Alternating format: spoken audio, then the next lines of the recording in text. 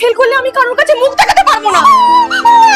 চুপ কর, যদি ফেল করিস তাহলে আমাকে মা বলে ডাকবি না, আমি তোদের মা না। 100-তে 90 পেয়েছিস? আমার দিব্যি দিবাল, 0টা তুই বসাসনি তো? না, 9টা আমি বসিয়েছি। আরেকজন কোথায় আসুক। একে এদের টেনশন, তার মধ্যে 1 গাদা টাকা টেপুর মাকে ধার দিয়ে রেখেছো। বললো তো আজকেই দিয়ে দেবে, দাঁড়াও ফোন করছি। কি রে, রেজাল্ট কেমন হলো? কে আন্টিটা বাবা, নতুন কাজের লোক? দাঁড়া।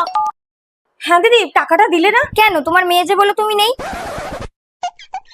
কাকি কোথায় যাচ্ছ? তোর মার কাছে। মা নেই, কিন্তু আমরা তো থাকবো না, 1 মাস পরে আসবো।